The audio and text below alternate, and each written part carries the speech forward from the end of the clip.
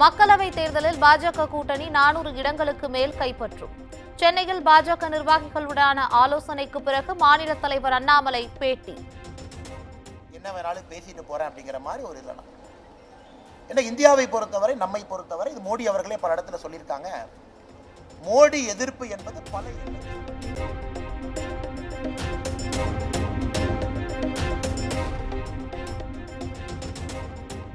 மத அடிப்படையிலான இடஒதுக்கீட்டையே பாஜக எதிர்ப்பதாக பாஜக மாநில தலைவர் அண்ணாமலை விளக்கம். இந்துத்துவா என்பது மதம் சார்ந்தது அல்ல, அது வாழ்வியல் முறை என்றும் பேட்டி.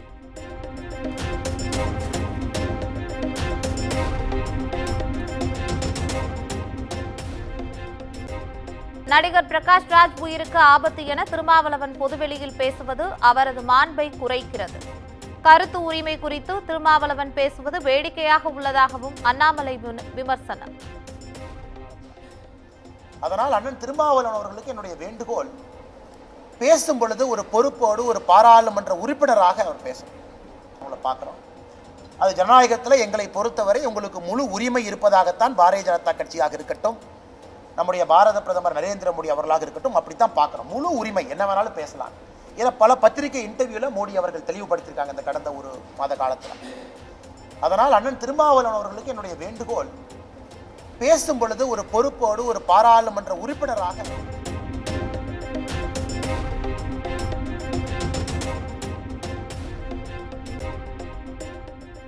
தமிழ்நாட்டில் ஜூன் 2ஆம் தேதி வரை மிதமான மழைக்கு வாய்ப்பு. சென்னை வானிலை ஆய்வு மையம் தகவல்.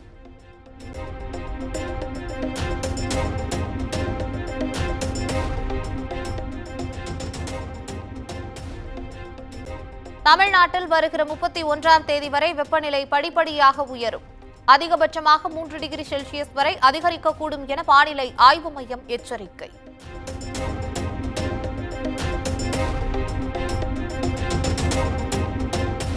சென்னையில் 102 டிகிரி ஃபாரன்ஹீட் வெப்பநிலை பதிவாகும்.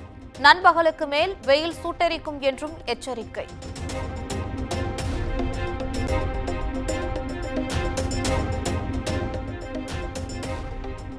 சென்னை பெருநகரில் கடந்த 2 வாரங்களில் 89 குற்றவாளிகள் குண்டர் தடுப்பு காவல் சட்டத்தில் கைது.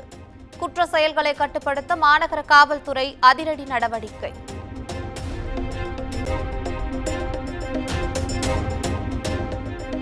சென்னை மாநகரில் பொது அமைதிக்கு பங்கம் விளைவித்ததால் கடும் நடவடிக்கை. மாநகர காவல் ஆணையர் சந்தீப் ராய் ரத்தோர் எச்சரிக்கை.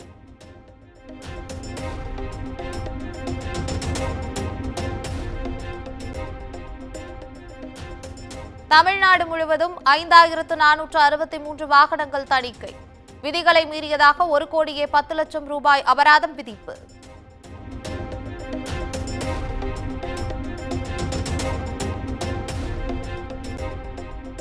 நெல்லை கிழக்கு மாவட்ட காங்கிரஸ் தலைவர் ஜெயக்குமார் மர்ம மரண வழக்கு. டிஎன்ஏ பரிசோதனைக்காக குடும்ப உறுப்பினர்களின் இரத்த மாதிரி சேகரிப்பு.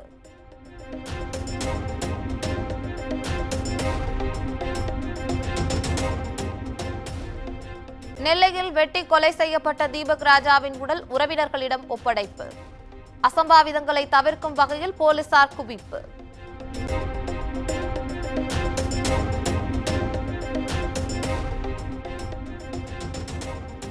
சென்னை காளிகாம்பாள் கோவில் பூசாரி கார்த்திக் முனுசாமி மீதான பாலியல் வழக்கு.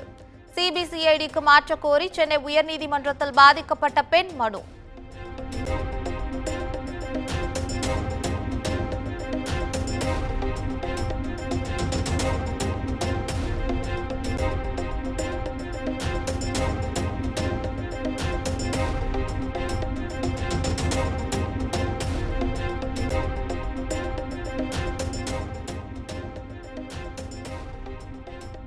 சென்னை ஆலப்புழா ரயிலில் புகைப்பிடித்ததை தட்டி கேட்ட பயணிகளை தாக்கிய விவகாரம்.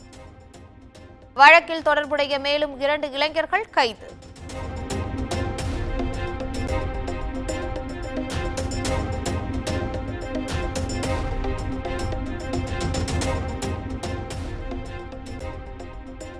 உயர்கல்வித்துறையில் இந்தியாவிலேயே தமிழ்நாடு முதன்மை மாநிலமாக திகழ்கிறது.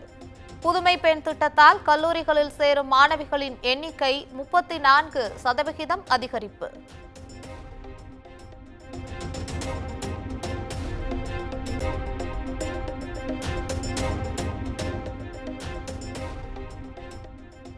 ஆங்கிலேயர் ஆட்சிக்கால கல்வி முறையை நாம் கடன் வாங்கியதால் மாணவர்கள் வேலைக்காக பிச்சை எடுக்கும் நிலை உள்ளது. புதிய கல்விக் கொள்கை புதிய இந்தியாவை உருவாக்க வழிகாட்டுதல்களை வழங்கியுள்ளதாக உதகை துணைவேந்தர்கள் மாநாட்டில் ஆளுநர் RN ரவி பேச்சு.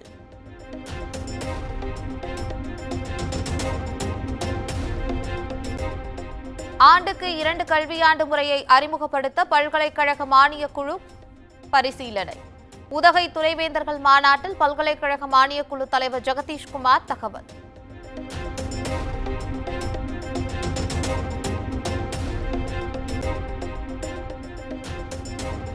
சென்னையில் மக்களவைத் தேர்தல் வாக்கு எண்ணிக்கைக்காக அனைத்து ஏற்பாடுகளும் தயார். தேவைப்பட்டால் கூடுதல் பாதுகாப்பு வழங்கப்படும் என மாவட்ட தேர்தல் அதிகாரி ராதாகிருஷ்ணன் பேட்டி.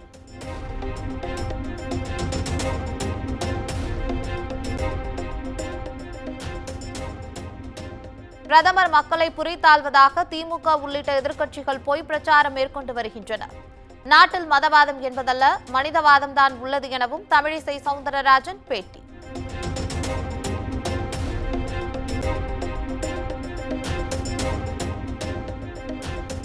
நெல்லை மாஞ்சோலை தேயிலை தோட்டத்தை அரசை ஏற்று நடத்தி அங்கு வசிக்கும் மக்களின் வாழ்வாதாரத்தை பாதுகாக்க வேண்டும். நெல்லை ஆட்சியரிடம் முன்னாள் சபாநாயகர் ஆவுடையப்பன் மனு.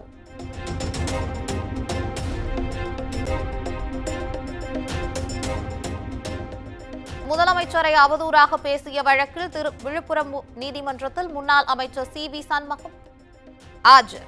ஆரோவில் பொதுக்கூட்டத்தில் அவதூறாக பேசியது உள்ளிட்ட 3 வழக்குகளும் விசாரணை.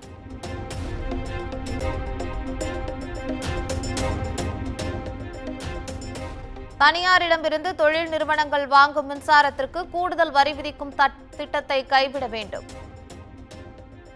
பேராசையால் கூடுதல் வரி விதிக்கக்கூடாது எனவும் தமிழக அரசுக்கு பாமக தலைவர் அன்புமணி ராமதாஸ் வலியுறுத்தல்.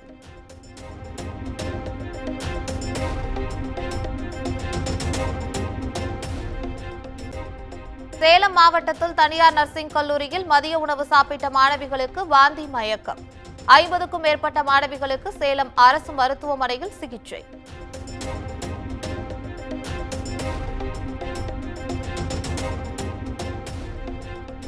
வேலூர் மாவட்டம் காட்பாடியில் கந்துவட்டி வசூலித்த பெண் கைது. 6 வாக்காளர் அட்டை, 8 பான் கார்டு, 10 ஆதார் அட்டைகளை பறிமுதல் செய்து விசாரணை.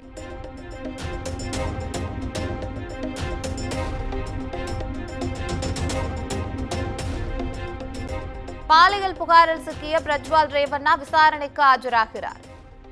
வருகிற 31ஆம் தேதி கர்நாடக சிறப்பு புலனாய்வு குழு முன் ஆஜராக இருப்பதாக தகவல்.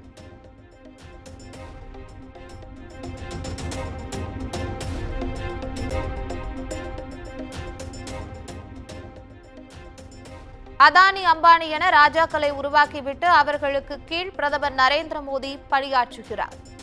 பீகாரில் காங்கிரஸ் பொதுக்கூட்டத்தில் ராகுல் காந்தி விமர்சனம்.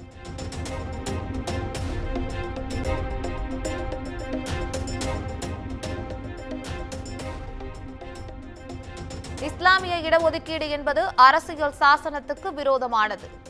உத்தரப்பிரதேச முதலமைச்சர் யோகி ஆதித்யநாத் பேச்சு.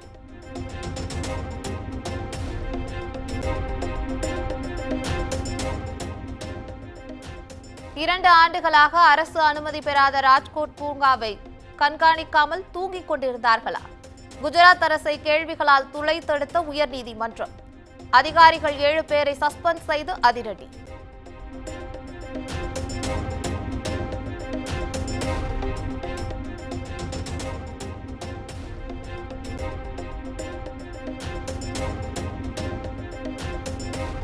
அமெரிக்காவின் டெக்சாஸ், ஓக்லஹோமா, ஆர்கன்சாஸ் மாகாணங்களில் கடும் சூறாவளி. 15 பேர் உயிரிழந்த நிலையில் நூற்றுக்கணக்கானோர் காயம்.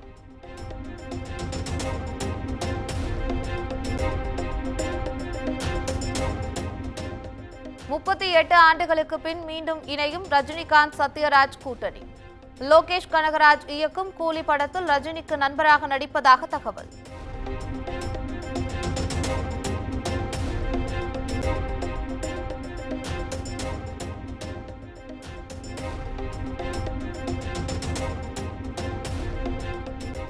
AR முருகதாஸ் இயக்கத்தில் சல்மான் கான் நடிப்பில் உருவாகி வரும் சிக்கந்தர் திரைப்படம். வில்லன் கதாபாத்திரத்தில் நடிகர் சத்யராஜ் நடிக்க உள்ளதாக தகவல்.